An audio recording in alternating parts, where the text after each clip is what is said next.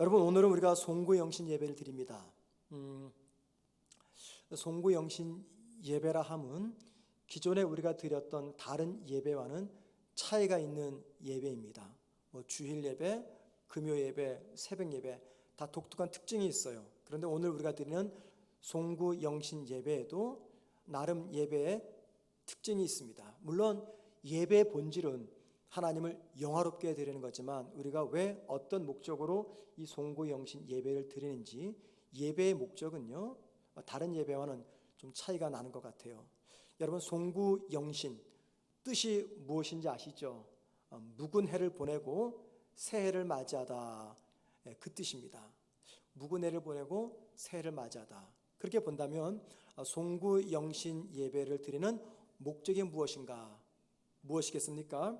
내가 살아온 2021년을 신앙의 관점에서, 즉 하나님의 관점에서 평가한 다음에 새롭게 맞이하는 2022년도에는 하나님의 뜻 안에서 내가 믿음으로 살아가겠습니다 라고 하는 결심과 헌신을 드리는 것이 이 송구영신 예배의 목적입니다.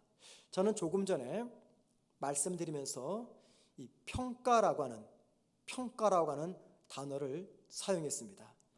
오늘 송구영신 예배의 핵심을 말하자면 평가입니다. 오늘 여러분 말씀을 들으시면서 이 평가라고 하는 이 단어는 여러분들이 꼭 기억하시면 좋을 것 같아요. 자, 송구영신 예배를 드리면 설교는 두 개의 성격을 지닌 설교를 전해야 됩니다. 하나는 송구, 즉 2021년을 돌아보는 설교와 영신, 새해를 맞이할 때 어떤 마음으로 새해를 맞이해야 되는가, 이 두 가지 성격이 송구영신 예배 설교에 담겨져 있어야 되는데 시간이 그렇지 못하기 때문에 오늘은 제가 2021년 우리가 살아온 한 해를 어떻게 바라볼 것인가 하는 관점에서 말씀드리고, 돌아온 주일에는요 2022년도를 우리가 어떻게 살아야 되는가, 영신의 관점에서 말씀을 전하도록 하겠습니다. 자, 여러분, 제가 조금 전에 평가라는 말씀을 드렸죠. 평가. 이 평가는요 우리가 굉장히 부담스러움을 느끼는 단어입니다. 우린 어릴 때부터 자라오면서 늘 언제나 평가에 시달려 왔어요. 우리 교회 교육전사님이 두 분 계시잖아요. 지금 이제 대학원 졸업반인데 얼마 전까지만 하더라도 이분들의 얼굴이 노랬어요. 핏기도 없어 보이고 밥도 안 먹은 것 같고 만사가 귀찮은 표정이었어요. 왜 그런가 봤더니 이제 마지막 졸업을 앞둔 마지막 학년말 고사를 치르고 있었기 때문이에요. 마지막 평가를 받는 거죠. 그런데 시험이 다 끝나고 나서 표정을 보니까는 이제 마치 새 사람 같아요. 대화 속에서 활기가 넘치고, 그만큼 평가는 우리를 힘들게 합니다. 여러분, 우리가 부담스럽게 느끼는 이 평가는요 두 종류의 평가가 있어요.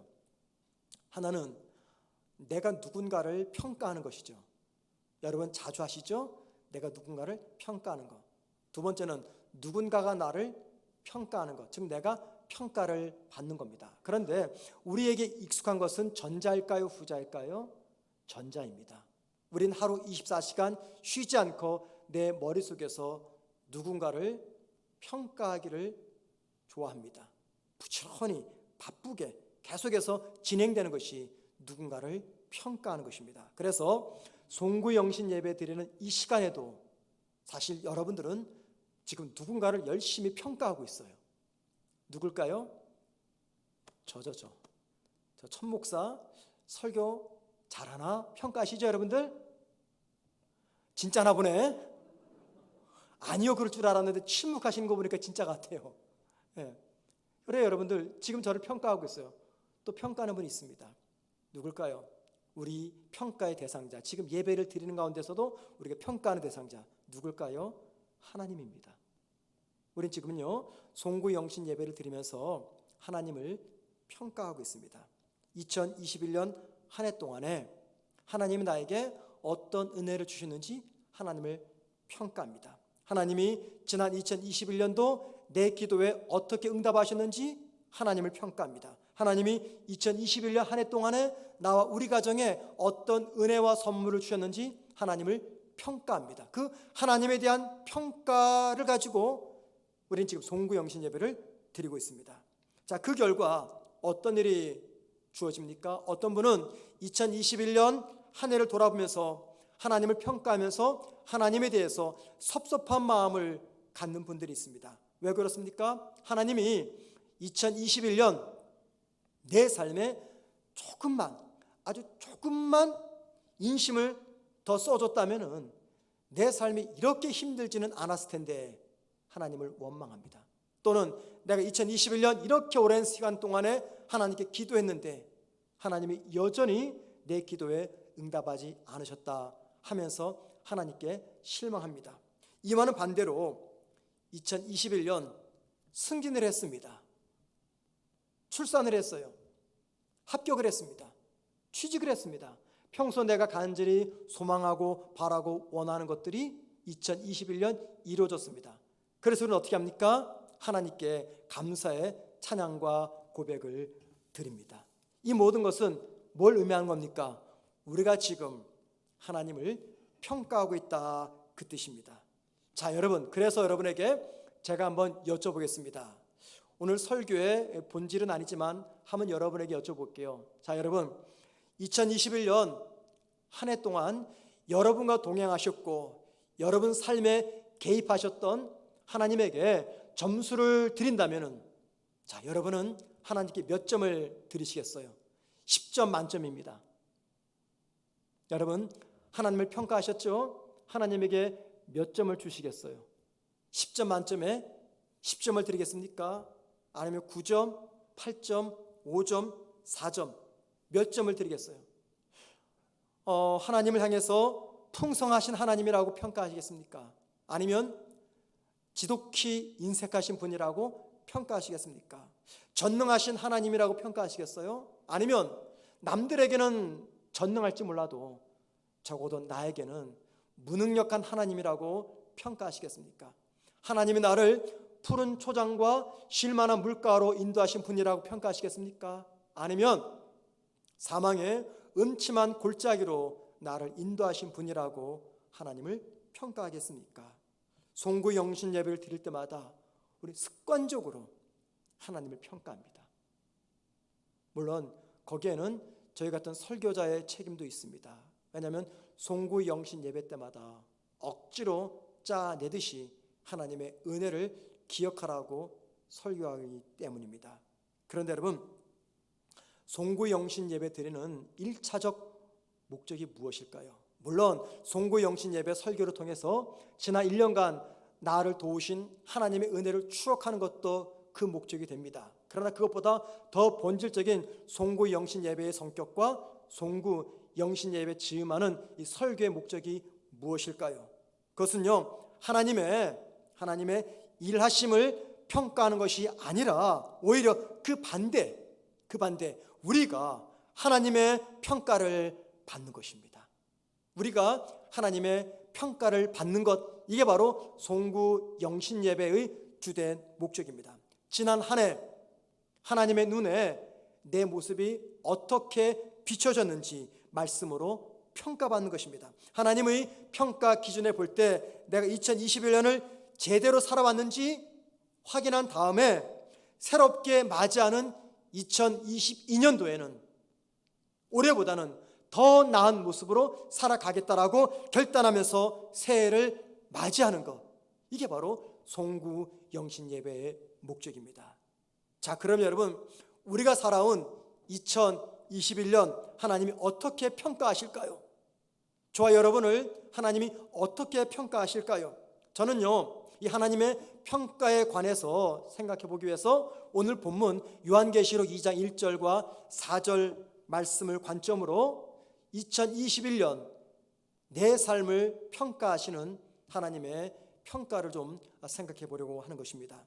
자, 오늘 본문은요, 에베소 교회가 설립된 지 42년 혹은 43년이 지났을 때 하나님께서 그 교회를 평가하신 말씀입니다. 그러니까 교회가 세워지자마자 평가한 게 아니라 40년 이상의 긴 세월이 지난 다음에 하나님이 그 교회를 평가하신 말씀입니다.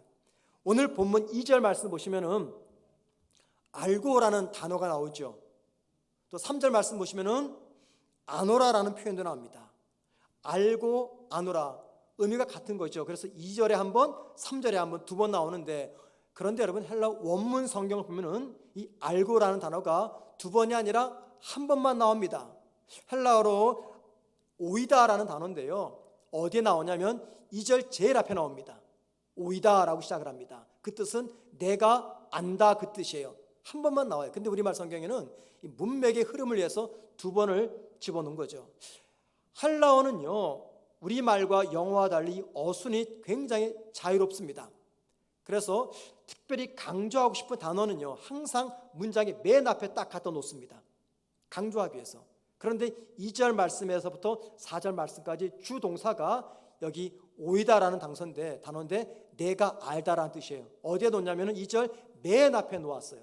왜 그랬을까요? 뭘 강조하기 위해서? 지금 40년이 지난 에베소 교회가 어떤 상태인지 하나님이 정확히 알고 평가하심을 강조하기 위해서 오이다라고, 내가 안다라는 단어로서 2절 말씀을 시작하고 있는 것입니다. 자, 2021년 살아온 저와 여러분의 삶에는요, 감추고 싶은 비밀이 있습니다. 혹은 남들이 알아서는 안 되는 은밀한 비밀들이 있습니다. 내가 입을 열기 전에는 아무도 모르는 그 비밀이 우리에게는 한두 개쯤 있습니다. 그런데 여러분, 하나님은 그것조차도 알고 계신 분이라고 2절 말씀에서 강조하고 있는 것이죠. 자, 2절과 4절 말씀은 설립된 지 40년이 지난 에베소 교회를 평가하는 하나님의 평가의 말씀입니다. 저는요, 이 말씀은 단지 에베소 교회를 평가하는 말씀뿐만이 아니라 오늘 이 시대, 그리고 오고 가는 세대 속에서 존재할 모든 교회와 성도들의 삶과 신앙을 평가하는 하나님의 말씀이라고 믿습니다. 그래서 오늘 본문 2절과 4절의 말씀을 가지고 우리가 살아왔던 2021년 어떤 삶을 살아왔는지 하나님의 관점에서 한번 평가해 보려고 합니다. 이 평가는요, 천 목사의 평가가 아니라 하나님의 평가입니다. 물론 그 평가 속에는 저와 여러분 모두가 다 포함이 됩니다. 자, 그럼 여러분, 하나님이 우리를 어떤 것을 평가하실까요?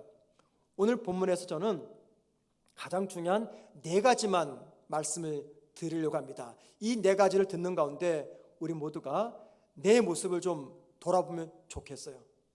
말씀이 거울이 되어서 이 네 가지 모습 속에 비친 내 모습은 어떤가, 나를 좀 돌아보는 그런 시간이 되었으면 좋겠습니다. 그래서 2021년을 내가 이 네 가지 평가에 준해서 올바로 평가하고 판단하고 생각할 수 있다면, 자, 우리 피차 오늘 예배는 하나님께 성공적으로 드린 예배다라고 자신 있게 말씀드릴 수가 있는 것입니다. 자, 첫 번째입니다. 하나님은 지난 1년간 외적으로 드러난 우리의 신앙의 행위와 열심들을 평가하신다는 겁니다. 2절 말씀 보면요, 예수님은 에베소 교회 성도들의 행위와 수고를 안다라고 말씀하셨어요. 안다, 그 말 무슨 말이에요? 내가 평가한다, 그 말이죠. 여기 예수님께서 안다고 말씀하신 행위와 수고, 어떤 의미일까요? 이중적 의미입니다. 첫째는요, 교회와 하나님의 뜻을 이루기 위한 에베소 교회 성도들이 외적인 활동과 외적인 봉사를 의미합니다. 두 번째는요, 이 세상을 살아왔던 에베소 교회 성도들의 삶의 흔적들, 그러니까는 믿음으로, 신앙으로 살아왔던 에베소 교회 성도들의 삶의 모습과 흔적들을 가리켜서 행위와 수고라고 이야기합니다. 하나님이 그들의 그 행위와 수고를 아신다라고 말씀합니다. 2020년 초부터 시작된 코로나로 인해서 우리 모두가 참 힘든 시간들을 지나가고 있습니다. 그런데 여러분, 코로나로 인해서 예배 생활이 중단이 되고 교회 봉사와 활동이 중단된 이 상황 속에서도, 코로나 감염이 두려워서 많은 분들이 예배당에 출입하지 않는 이 상황 속에서도 지난 2년간 교회를 위해서 헌신하고 봉사한 성도들이 계셨습니다. 성도들의 다양한 섬김과 희생과 사역을 통해서 우리 교회는 2021년을 지나왔습니다. 그래서 목사인 저는 정말 그런 성도들에게 진심으로 감사의 마음을 전하고 싶습니다. 자, 여러분, 목사의 눈에 보였던 교회와 힘든 이웃을 향한 성도들의 행위와 수고를 어찌 하나님께서는 못 보시겠습니까? 목사인 제 눈에도 비치는데 전능하신 하나님께서 어찌 그 모습들을 안 보고 계시겠습니까? 여러분, 하나님이 우리를 성도로 부르셨어요. 저와 여러분은 성도입니다. 그런데 여러분, 하나님이 저와 여러분을 왜 성도로 불렀을까요? 단지 천국 소망만을 즐기라고, 천국 소망만을 그리워하라고 그래서 성도로 부르신 것입니까? 아닙니다. 저와 여러분을 성도로 부르신 목적 중에 하나는요, 주님의 몸인 이 교회를 위해서 헌신하라고, 봉사하라고, 희생하라고 성도로 부르셨습니다. 물론 우리가 품고 있는 천국 소망 대단히 중요합니다. 그런데 여러분, 그 천국 소망 때문만에 불렀다면은 굳이 저와 여러분을 힘든 세상에 뭐하러 남겨두십니까? 예수를 구주로 고백하는 그 순간 그냥 천국으로 데리고 가면 되잖아요. 뭘 말하냐면 하나님은 저와 여러분을 단지 천국 소망만 붙잡고 즐기라고 성도로 부르신 것이 아니라는 겁니다. 주님이 당신의 피로 세우신 주님의 몸된 교회를 위해서 헌신하고 수고하라고 성도로 부르셨습니다. 성도의 봉사는요, 목사의 목회를 도와주는 이 도우미 정도의 역할이 결코 아닙니다. 교회를 위한 성도의 섬김과 봉사는요, 처음부터 성도들의 사명이었습니다. 따라서 오늘 송구 영신 예배를 드리면서 우리 모두가 반드시 확인하고 점검할 것은 지난 1년간 교회를 위한 나의 희생과 헌신과 봉사입니다. 지난 1년 동안 나는 하나님과 하나님의 교회를 위해서 어떤 헌신과 수고를 하였나, 이 문제를 점검하셔야 됩니다. 자, 혹시 여러분 가운데 이런 설교를 들으면서 지난 1년을 돌아볼 때 교회를 위해서, 하나님을 위해서 한 것이 아무것도 없어가지고 너무나 죄송스러운 마음과 생각이 드는 그런 분들이 계십니까? 그렇다면 여러분, 그 마음 그대로 가지고 2022년을 맞이하십시오. 절대 그 마음과 생각을 잊지 마십시오. 부끄러운 마음, 후회되는 마음, 그런 마음을 가지고 그대로 2022년을 맞이하시고 새롭게 맞이하는 2022년도에는요 2021년과 똑같은 후회될 그러한 행동들을 하지 않으셨으면 정말 좋겠습니다. 두 번째, 하나님은 지난 1년간 우리가 겪었던 내적 고통도 평가하십니다. 우리 모두가 2021년을 살아오면서 겪었던 이 내적 상처, 고통, 아픔이 있어요. 그런데 하나님이 그것들을 평가하신다 말씀하십니다. 주님이 에베소 교회 성도들의 행위와 수고를 안다라고 말할 때 그것은 단지 겉으로 드러난 외적인 수고와 행위를 안다는 것만이 아닙니다. 삶이 위협받는 상황 속에서도 교회를 섬기며 믿음을 지켰던 그들의 이 내적인 고통까지도 하나님이 아신다는 겁니다. 2000년 전 에베소 지역에서 예수를 믿는다는 것, 교회를 섬긴다는 것은요, 삶이 위협을 겪는 일입니다. 그 삶이 위협당하는 그 상황 속에서도 교회를 섬기며 믿음을 지켰던 그들의 이 내적 고통, 아픔, 상처를 하나님이 아신다는 말입니다. 내면의 고통은요, 절대 다른 사람들은 모르고 나만이 아는 고통입니다. 아무도 몰라요. 내가 무엇 때문에 힘이 들어하고, 내가 무엇 때문에 속이 뒤집히고, 내가 어떤 사람 때문에 낙심하며, 내가 어떤 일 때문에 마음이 무너지는지 내가 말하기 전에는요, 사람들은 절대 모릅니다. 그런데 오늘 성경은 무슨 이야기합니까? 주님이 아무도 모르는 나의 내적 고통과 갈등과 상처를 아신다고 이야기합니다. 몇 주 전에 우리 교회에서 말씀 전하셨던 그 인천 제2교회 이건현 목사님께서 그날 예배를 다 마치고 저와 함께 점심 식사를 나눴습니다. 식사를 하면서 목사님께서 이런저런 이야기를 해주셨어요. 제가 목사님을 안 지는 1994년부터 알았으니까 꽤 오래 알았어요. 그래서 참 많은 이야기들을 제가 알고 있습니다. 특별히 이건희 목사님이 담임 목사 시절, 초창기 시절, 그때 나이가 43인가 4셨는데 굉장히 젊으셨죠. 그 젊은 나이에 큰 교회 담임 목사가 되어서 겪었던 힘든 일, 제가 아주 가까이 지켜봤기 때문에 웬만한 것을 다 알고 있어요. 그런데 그날은요, 제가 몰랐던 이야기들을 꺼내시더라고요. 평소에는 절대 말씀하지 않으셨는데 이제 목회를 다 은퇴하니까 긴장이 풀리셔서 당신의 과거 이야기들을 조금 오픈해 주었어요. 제가 그 이야기를 듣고 깜짝 놀랐습니다. 그때 가까이 있었거든요. 같이 사역을 했기 때문에. 그런데 목사님이 그렇게 힘드셨던 이야기들을 저는 전혀 몰랐던 거죠. 혼자만 앓고 혼자만 삭혔던 겁니다. 그 누구에도 말씀을 하지 않았던 거죠. 제가 그 이야기를 들으면서 현역 시절에 목사님이 얼마나 힘들고 아프고 외로웠을까, 그 누구에게도 이 힘든 이야기를 하지 못하는 목사님의 이 내적 갈등과 상처와 고통이 얼마나 컸을까, 짧은 시간이지만 제가 생각해 보았습니다.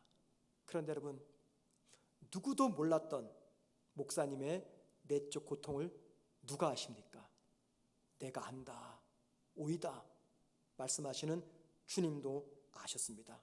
주님은 그 누구에게도 말씀하지 않았던 이건희 목사님의 내적 고통을 알고 계셨습니다. 아는 것으로 끝나는 것이 아니라 그 내적 고통을 이겨낼 수 있는 힘을 주셨고, 그 힘을 붙잡고 은혜 가운데 목회를 하셨고 명예롭게 은퇴를 하셨던 거죠. 그리고 저는 분명히 믿습니다. 이건희 목사님의 내적 고통과 상처를 아셨던 주님은 동시에 저의 상처, 여러분의 내적 고통까지도 아심을 믿습니다. 지난 1년 동안 우리 모두가 믿음의 사람으로 이 세상을 살아오기 때문에 참 많은 내적 고통이 있었습니다. 사탄이 나를 쓰러뜨리기 위해서 우는 사자처럼 달려들어서 나를 유혹할 때 그 유혹에 넘어지지 않으려고 얼마나 애썼습니까? 그런데 여러분, 주님은 그 모든 우리의 내적 상태를 아십니다. 주님의 뜻 따르기 위해서 내 뜻을 내려놓는 내 아픈 마음을 우리 주님은 아십니다. 지난 1년 동안 도무지 변하지 않는 내 영적 성장과 성숙 때문에 답답해하고 힘들어하는 내 속상함과 내적인 아픔도 우리 주님은 아십니다. 무엇보다도 코로나로 인해서 삶의 기반이 흔들리는 그 상황 속에서 눈물의 기도를 우리 하나님은 아십니다. 그런데 여러분, 주님은 나의 내적 고통을 아는 것에서만 그치지 않으셨습니다. 나의 갈등과 아픔을 아시는 주님은 그 위기를 극복할 수 있는 은혜를 주셨습니다. 어떻게 주셨습니까? 때로는 나에게 사람을 보내주셨어요. 사람을 통해서 하나님은 나를 위로해 주셨습니다. 때로는 함께 신앙생활하는 세론을 통해서 나를 웃게 하셨어요. 때로는 예배 중 선포되는 하나님의 말씀을 통해서 다시 일어설 수 있는 내적 상처와 고통과 아픔을 견디며 일어설 수 있는 힘을 공급해 주셨습니다. 그래서 그 결과 저와 여러분은 2021년 무사히 지나올 수가 있었던 것입니다. 주님이 우리의 내적 상태를 아신다는 이 말씀은요, 2021년 살아온 내 삶을 정직하게 돌아보게 합니다. 여러분에게는 지난 1년 동안 주님을 위해서 겪었던 내적 고통의 흔적이 있습니까? 내 자녀, 내 직장, 내 사업, 내 가족, 내 건강, 인간관계, 이 문제 때문이 아니라 오직 하나의 이유, 주님 때문에 겪었던 내적 고통과 상처의 흔적이 있냐 그 말입니다. 더 성숙한 성도가 되기 위해서 내 자신과 치열하게 싸웠던 내적 상처의 흔적들이 여러분에게는 있습니까? 내가 속한 이 성문교회를 더 건강한 믿음의 공동체로 만들기 위해서 내가 힘쓰며 싸우면서 겪었던 이 내적인 고통과 상처와 아픔의 흔적들을 여러분들은 지니고 있습니까? 주님 안에서 한 지체인 세론이 아파할 때 함께 아파하고 함께 눈물 흘렸던 이 내면의 고통과 아픔의 흔적들을 여러분들은 가지고 있습니까? 2021년 보내고 2022년을 맞이하면서 우리가 확인할 것 중에 하나가 뭐냐면, 나에게는 주님 때문에 겪었던 믿음의 고통과 상처의 흔적이 있느냐라는 것이죠. 주님 때문에, 믿음 때문에 겪었던 내면의 고통의 흔적들이 나에게 있는지를 돌아보시기 바랍니다.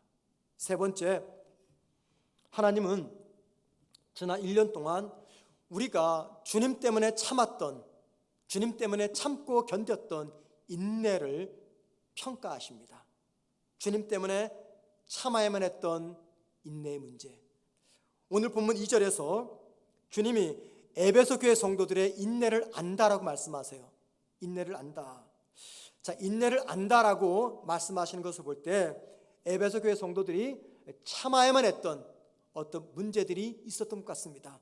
그 일이 어떤 일인지 우리 정확히 알 수는 없어요. 그런데 주님이 에베소 교회 성도들의 인내를 평가하셨다. 그 말은 다른 말로 말하면 그들의 인내는 주님과 관계된 인내라는 것입니다.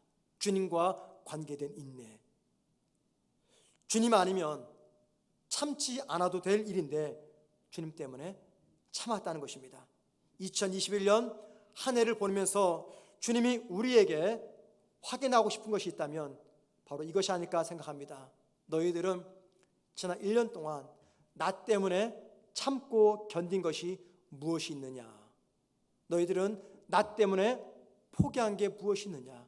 나 때문에 절제하고 양보하고 기다리고 참고 인내한 것이 무엇이 있느냐 묻습니다. 여러분, 여러분에게는 그것이 무엇입니까?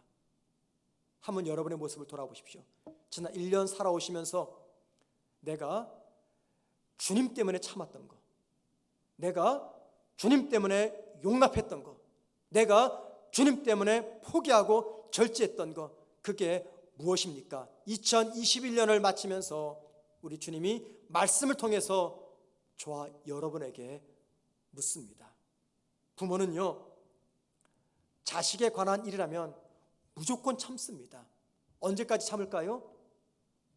끝까지 참습니다. 포기하지 않습니다. 그게 부모입니다. 그리고 우리 모두는 그런 부모의 사랑을 힘입어 여기까지 왔어요.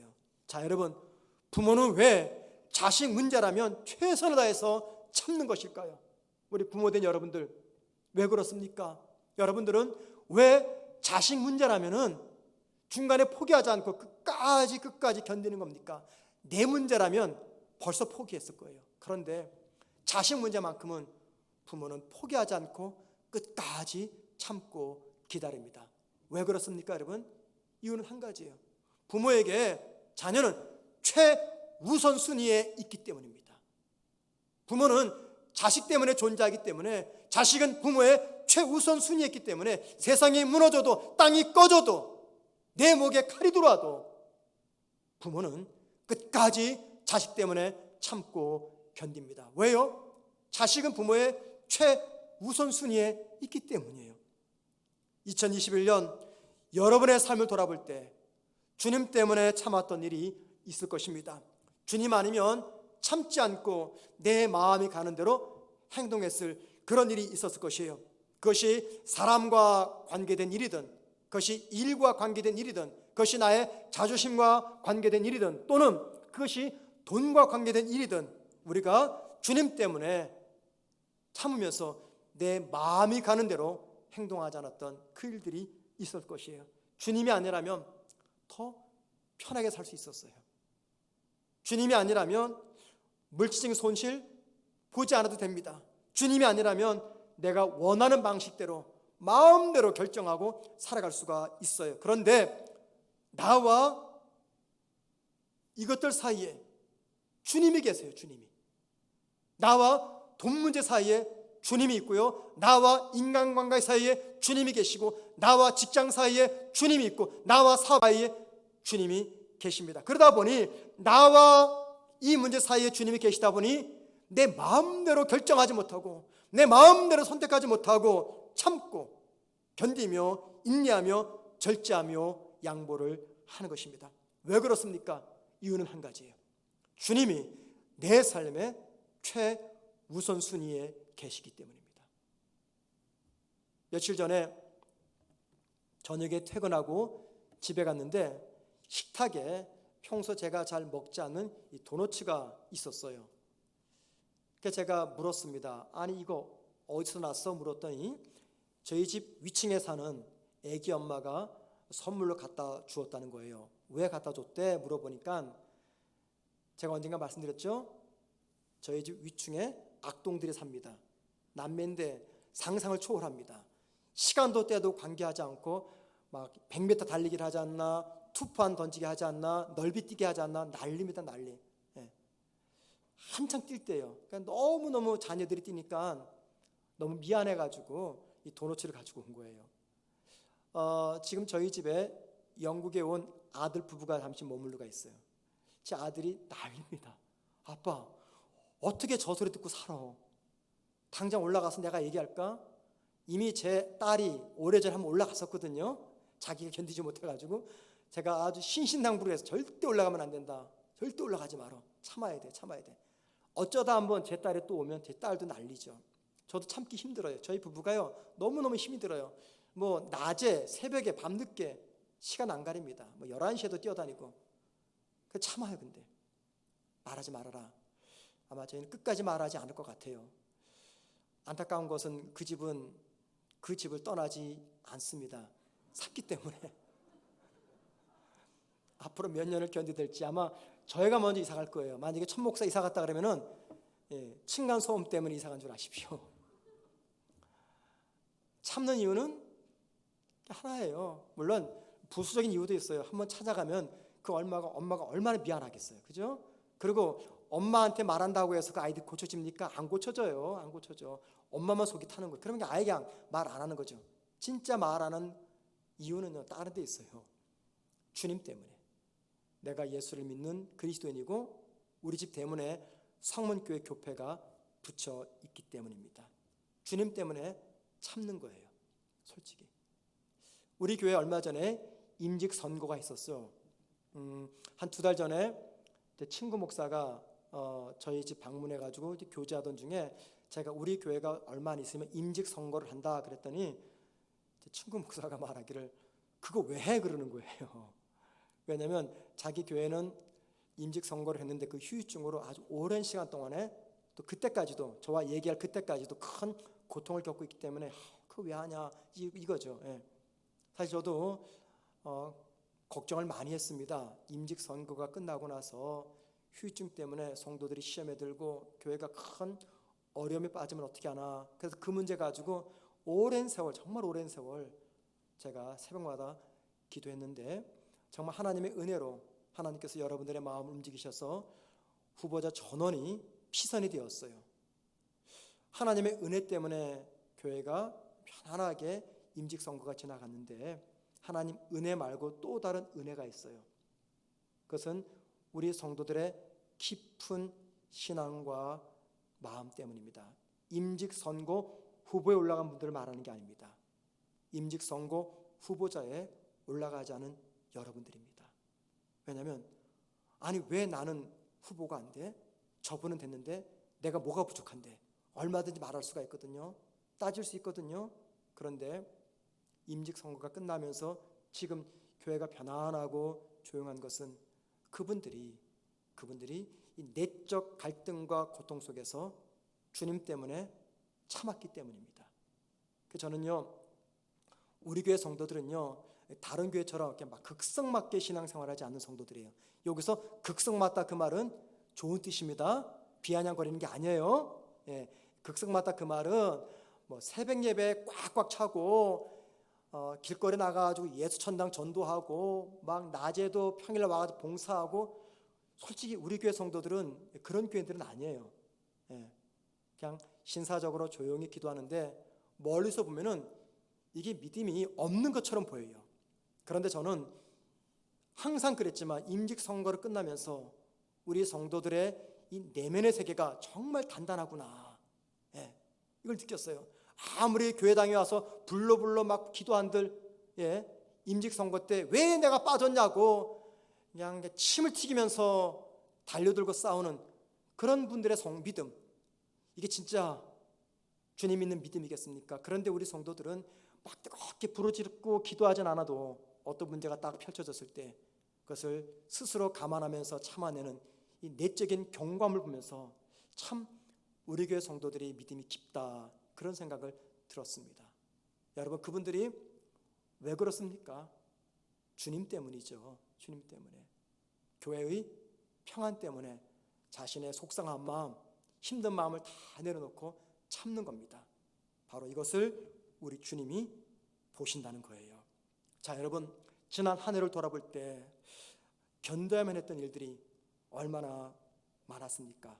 우리 모두가 말을 안 해서 그렇지 참아야만 했던 일들 얼마나 많습니까?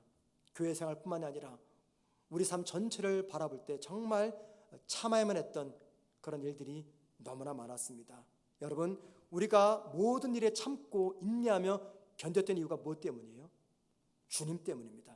주님의 영광 때문에, 우리 집 대문에 성문교회 교패가 붙여있기 때문에 참고 인내하면서 지낸 1년을 우리 성도들이 살아온 것입니다. 그 이유는 주님이 내 삶의 우선순위가 되기 때문입니다. 그리고 주님은 당신 때문에 참고 인내했던 우리들을 아십니다.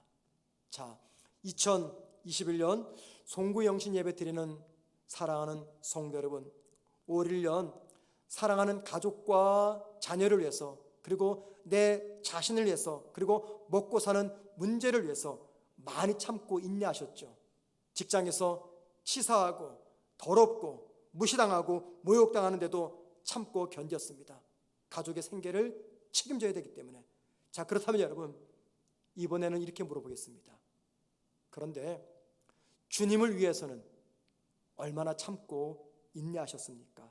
여러분에게 주님 때문에 참고 견뎠던 흔적들이 있으십니까?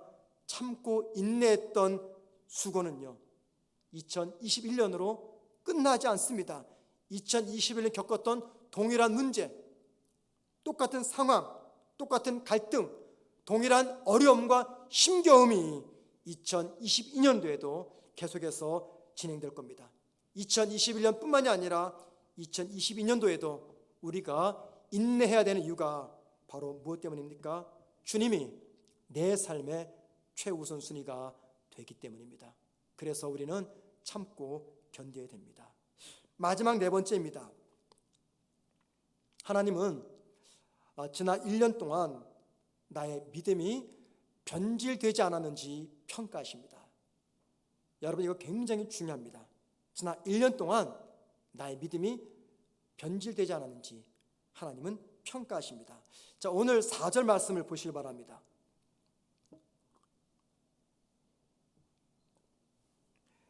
4절 보면은요, 에베소 교회 성도들을 칭찬하셨던 주님이 갑자기 에베소 교회 성도들의 문제 한 가지를 지적합니다.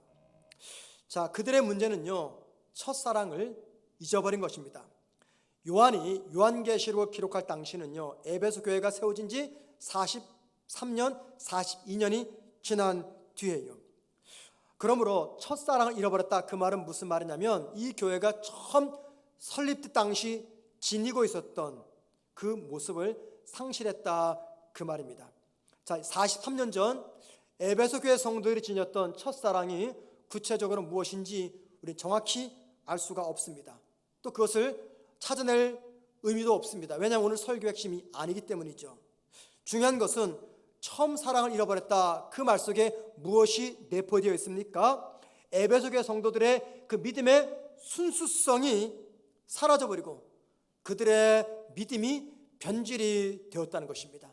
처음 지니고 있었던 믿음의 순수함, 이것이 변질되었다 그 뜻입니다. 그들의 믿음이 무슨 이유 때문에 변질되었는지 우리는 알 수가 없습니다. 그러나 중요한 것은 본인들은 몰랐는데 자기들의 믿음이 지금 서서히 변질되어 가고 있는지, 순수성을 잃어버리고 있는지 그들은 몰랐는데 우리 주님은 아셨다는 것입니다. 사자성어 중에 용두삼이라는 사자성어가 있죠. 여러분 잘 아실 겁니다. 머리는 용이지만 꼬리는 뱀이란 뜻이죠. 그래서 처음은 좋은데 끝은 좋지 않다, 그 뜻을 지닌 사자성어입니다. 여러분, 처음이 좋으면요 끝도 반드시 좋아야 됩니다. 혹 처음이 나빴다면은 갈수록 끝은 더 좋아야 됩니다. 처음이나 끝이 한결같은 사람이 있어요. 혹은 처음에는 별로 안 좋았는데 시간이 지날수록 진국처럼 다가오는 사람이 있습니다. 하지만 반대로 처음에는요 내 간, 쓸개 다 꺼내줄 것처럼 나에게 잘해주는 사람인데 시간이 갈수록 나에게 고통을 주고 아픔을 주고 상처를 주는 사람들이 있어요. 이게 바로 용두삼입니다. 문제가 무엇입니까? 일관성이 없는 거예요. 또는 변질이 되는 겁니다. 사람이 변질이 되는 것, 사람이 일관성을 잃는 것, 무엇 때문입니까? 흐르는 시간 때문이에요. 시간 앞에서는 장사 없습니다. 시간 앞에서는요 모두가 다 순수함을 잃게 마련이에요. 흐르는 시간 속에서 모두가 다 변질될 가능성이 높습니다. 그래서 믿음 생활할 때 가장 힘든 것 중에 하나가 뭐냐면 바로 이 믿음의 일관성, 믿음의 순수성을 지키는 것입니다.